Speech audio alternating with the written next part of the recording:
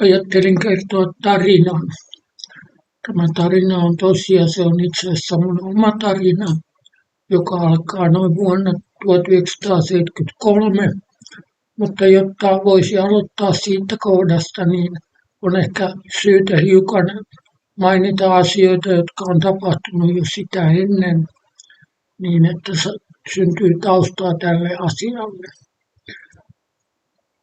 Aloitin vuonna 1970 opiskelut Helsingin yliopistossa ja siellä pääaineena oli tietojenkäsittelyyn liittyvät oppiaineet ja sitten matematiikka ja tilastotiede, eli tällaisia aika kovia luonnontieteen tai eksaktien tieteiden alueisiin kuuluvia.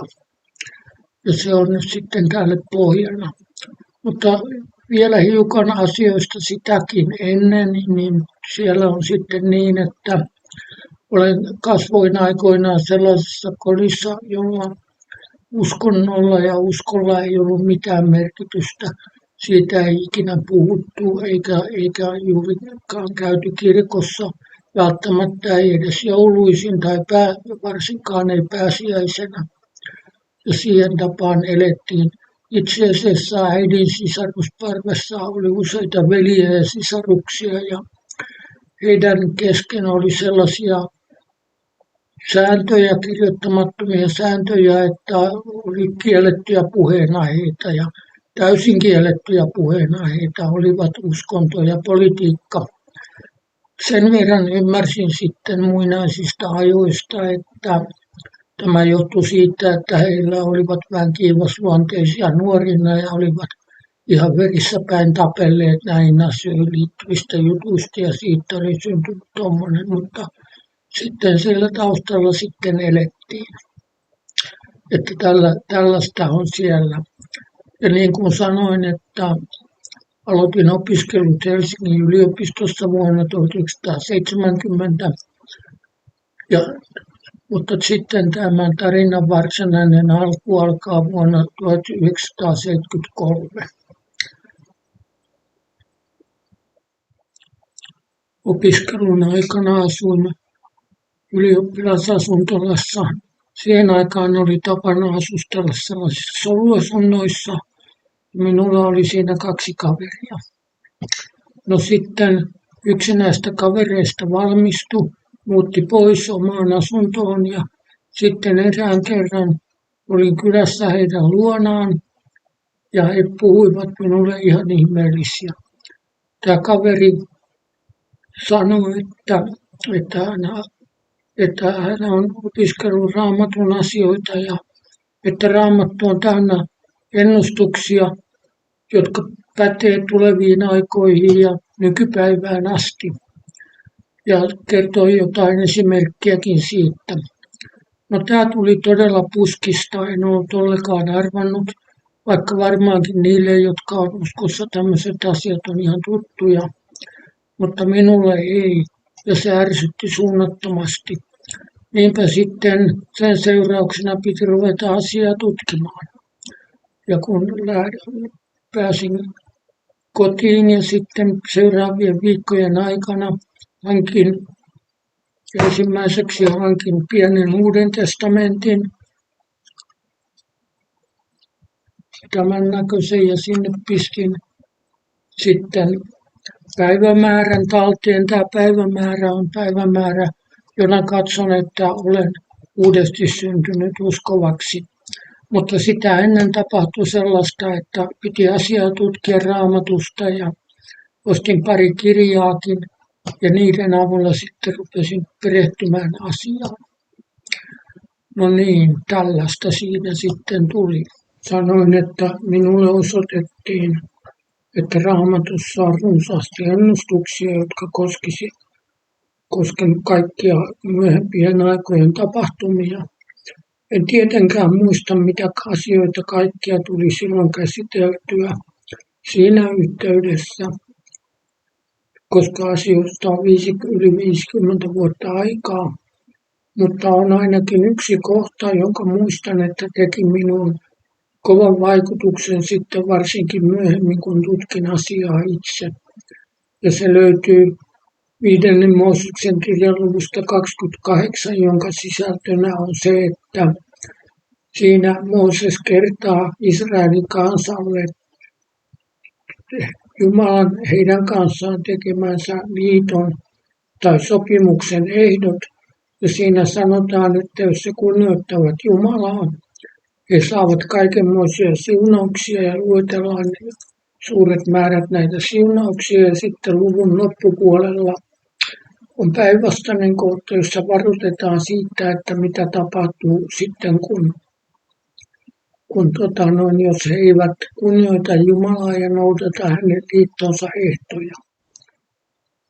Näistä rangaistuksista, jotka seuraa, jos ei olla Jumalalle kuuliaisia, niin Israelin kansalle kerrotaan muun muassa seuraavaa. Tämä on 5. Mooseksen kirja 28 luvusta. Niin Jumala lupaa, että teidät temmataan irti siitä maasta, jota sinä menet ottamaan omaksesi, ja Herra hajottaa sinut kaikkien kansojen sekaamaan äärestä toiseen.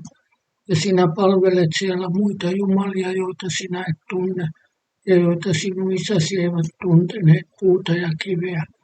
No, tämä ihan loppuosa ei ehkä ole niin merkittävä, mutta tämä hajottaminen muiden kansojen sekaan on todellakin se asia, joka tapahtuu itse asiassa useamman kerran. Ja tällä hetkellä eletään myöskin tällaisessa hajotuksen tilassa. Tämä hajotus tapahtuu ajanlaskumme alkuvuosina vuosina 70 ja 135 ja jatkuu yhä tänä päivänä. Ja siitä on sitten olemassa Raamatun kohta. Katsotaan sitä. Erityisesti jakeen 65 loppupuoli on tässä sellainen, joka mua puhutteli. Luetaanpa.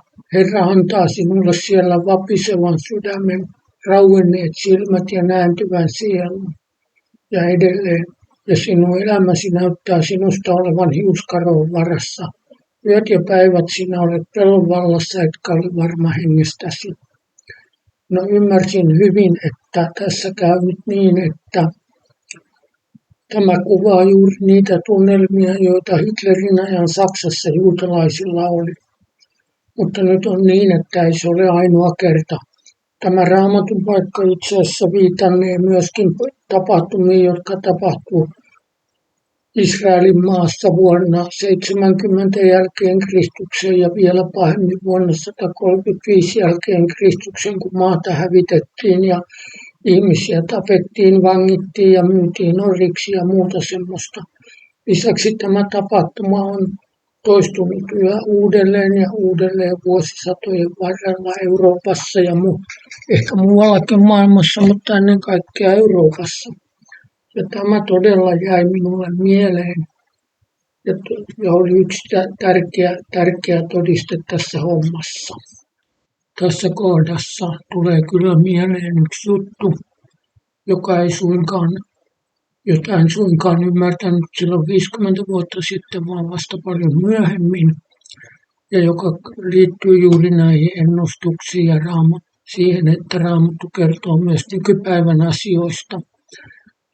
Raamatussa kerrotaan kuitenkin asioista, jotka liittyy Israelin tai juutalaiseen kansaan. Ja nyt on mielessä yksi juttu, joka on nimenomaan liittyy näihin päiviin. Ja se löytyy psalmista 83 ja siellä lukee tähän tyyliin. Sillä katso, sinun vihollisesi pauhaavat ja sinun vihaajasi nostavat päätänsä. Tämä, kehen vihataan, on Israelin kansa ja maa. Ja sitten jatkuu. Ja heillä on katavallat hankkeet sinun kansaasi vastaan, ja he pitävät neuvoa sinun suojattajasi vastaan. Ja vielä nyt tulee tärkeä asia, joka on hyvinkin ajankohtainen. Sitten jakeessa 5 he sanovat, tulkaa hävittäkäämme heidät olemasta kansa, niin ettei Israelin nimeä enää muisteta. Monet ovat varmaankin kuulleet siitä, että juuri tämä on se puhe, jota nämä Israelin ympärillä olevat muslimivaltiot toistavat, ja varsinkin Hamas ja Hizbollah ja myöskin Iran. Että tällä tavalla nämä asiat on hyvinkin ajankohtaisia ja kannattaa tämä muistaa.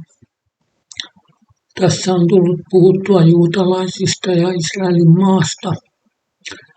Ja ehkä on syytä hiukan tarkentaa, että mistä tässä asiassa on kysymys. Juutalaisia kutsutaan Jumalan valituksi kansaksi, mutta itse asiassa se on hiukan väärin. Ei Jumala valinnut jotain Israelin kansaa, vaan alkujaan Jumala valitsi yhden miehen, Abrahamin, tai oikeastaan hänen nimensä oli ensin Abram, ja hänelle hän antoi lupauksen siitä, että tekee liiton Abramin ja hänen jälkeläistensä kanssa ikuisiksi ajoiksi. Ja lisäksi sitten vähän myöhemmin lupasi, että kun Abraham oli siirtynyt tuolta suunnilleen nykyisen Iranin alueelta nykyisen Israelin alueelle, ja siellä hänen eläessään, niin Jumala antoi Abramille vielä uuden lupauksen, jossa hän lupasi koko sen maan, joka on sillä alueella, sanoi, että nosta silmäsi ja katso siitä paikasta, missä olet, pohjoiseen, etelään, itään ja länteen, sillä kaiken maan, jonka näet, minä annan sinulle ja sinun jälkeläisillesi ikuisiksi ajoiksi. Ja sitten vielä vähän myöhemmin kävi niin, että koska Abraham oli osoittautunut Jumalalle mieluisaksi, niin antoi vielä hänelle uuden nimen Abraham, joka on siis juutalaisten kantaisä. Ja tästä tämä kaikki lähti. Alun alkaen ei siis valittu, oli ollut olemassa mitään Israelin kansaa eikä juutalaisia, vaan oli vain Abraham. Ja sitten hän sai pojan ja siitä alkoi sitten kansojen paljous, joka Abrahamille oli luvattu, ja juutalaiset ovat juuri tämä porukka nyt sitten tänä päivänä.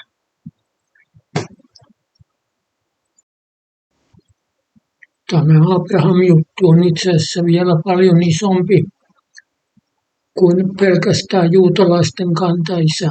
Hän on monien tuolla alueella elävien kansojen kantaisä, minkä nämä kansat myöskin itse tunnustavat, että siinä mielessä tämä teksti, joka tässä lukee, niin on hyvinkin merkittävä. Tämä video alkaa olla nyt tarpeeksi pitkä, että nyt lopetan tähän ja näitä asioita käsitellään. Toivoakseni pystyn tekemään lisää jaksoja, joissa sitten paneudun näihin erilaisiin asioihin. Että sitä jäädään nyt sitten odottamaan ja katsotaan, mitä tuleman pitää. Kiitos, jos jaksoit kuunnella tähän asti, ja voit vaikka tilata kanavan, jossa tämän julkaisen, niin että saat sitten tiedon, jos saan uusia jaksoja valmiiksi. Kiitos, moi!